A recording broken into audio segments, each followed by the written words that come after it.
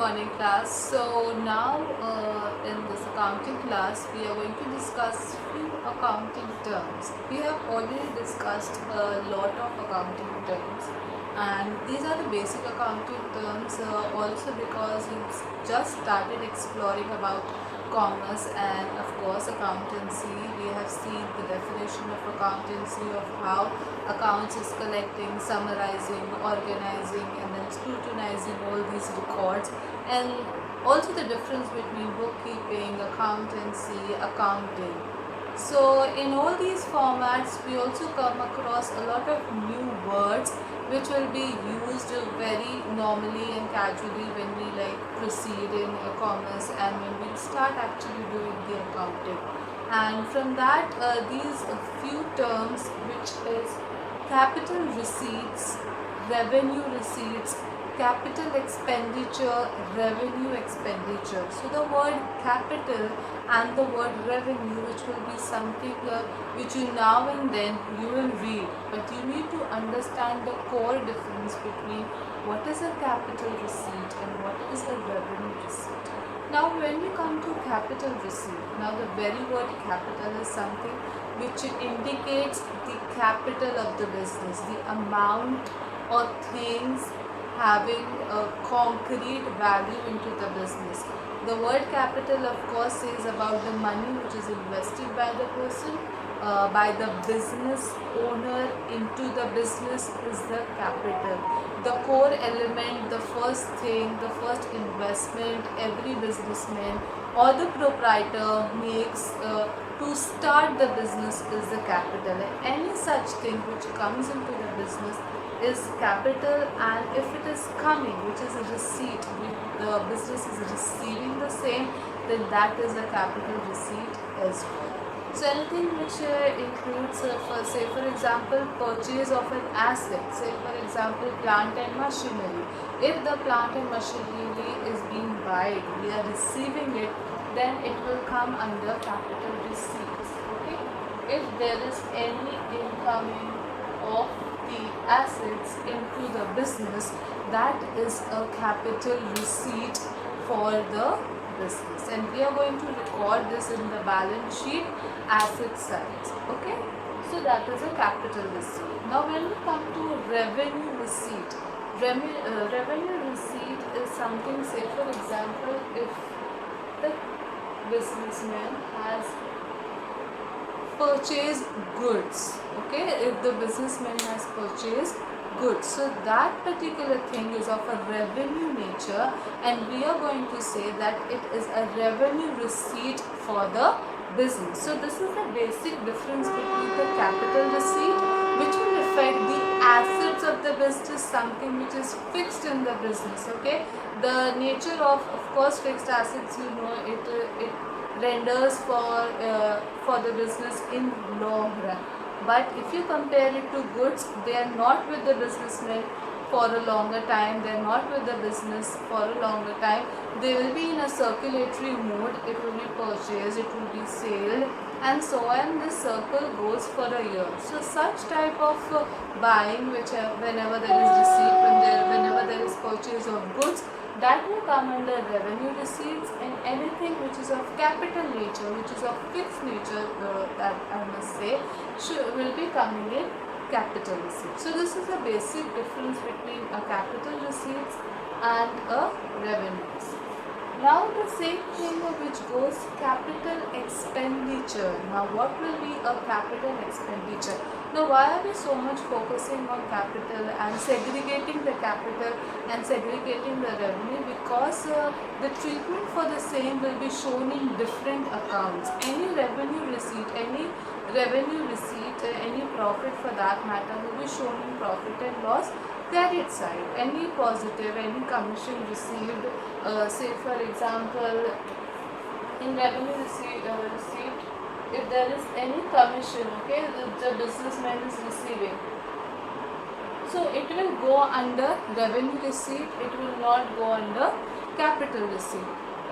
But if you are getting any loan, okay, loan for the business, so and the money is definitely coming into the business, so that money will not go under revenue receipt, but it will go into the capital receipt. Okay, so this is how you're going to treat it, and here you will see the balance sheet is being affected, and all the revenue receipt, all the receipts which are revenue in nature will be shown in the profit and loss account. That is why we need to segregate all these receipts so that we have a proper sound financial positioning of these items in a segregated way. So this is what the basic of capital receipts and revenue receipts. Now, as there are capital receipts, there are capital expenditure as well. Now, same as previously, capital was something which was related to money which is invested into the business, or assets which are coming to the business. So any expenditure which you incur or which you pay for the same. So if for example there is a repair for a particular asset, a particular plant and machinery, for anything, if it is lost by fire, or if there is any accident or any such thing, and you are repairing the same thing, okay, so that is something which will come under capital expenditure. Also, if you have brought up assets into the business and there are charges to install that particular asset into the business, so that all expenditure which is related to the assets or the capital of the business, that will come under capital expenditure. Any expenditure you are incurring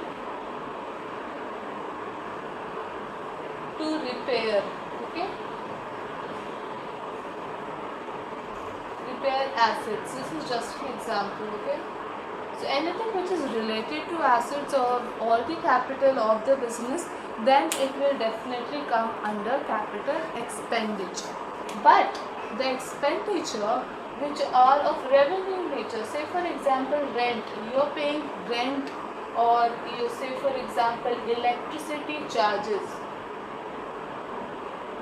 If there is any such expenses, these are not of capital nature, they are of revenue nature. You are supposed to pay it every year. But in comparison, if you see, an asset will not be repaired every year. Every year you are not supposed to pay for the repair charges of the assets. It can be of like a year you are spending on it, the next year you are not supposed to pay for it. But the revenue expenditure are of nature where every year you need to pay the same, and every year there is rent, electricity charges and etc. So such type of expenses are revenue expenditure, okay, where the profit and loss account is debited.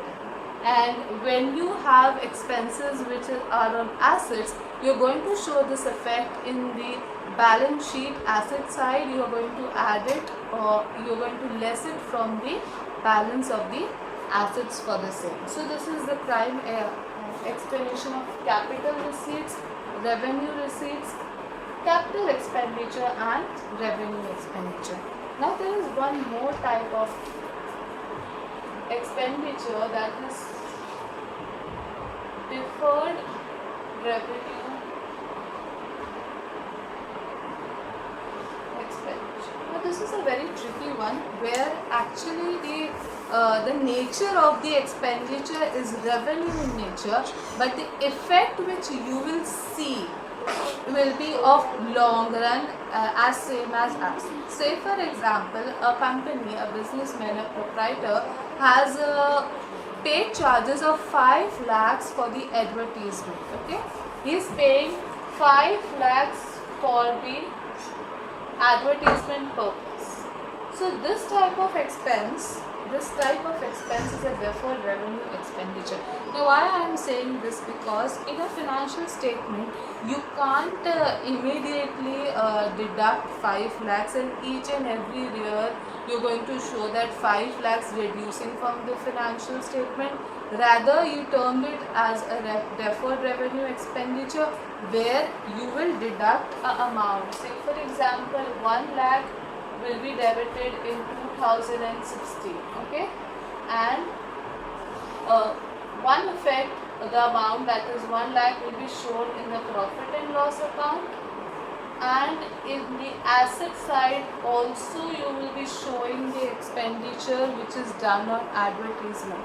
So as you reduce 1 lakh, you will be writing the amount 4 lakhs in 2017, and so on and so forth. Definitely you're going to fetch a lot of profit from the same, but this type of expenses are called deferred revenue expenditure, where they are of revenue nature also, but at the same time they are a capital expenditure also, because it is of huge amount as such, as similar to an asset, but still they are of revenue nature. They will fetch you a lot of profit for that particular year and also in the long run. So this is the basic explanation of what deferred revenue expenditures are. Please go through all the accounting terms, capital receipts, revenue receipts. We will be solving few exercises for the same, so that you are more brush up with the concepts. Till then, go through these explanation, go through the explanation given in your textbook, solve the exercise which I have forwarded you. Any queries are welcome.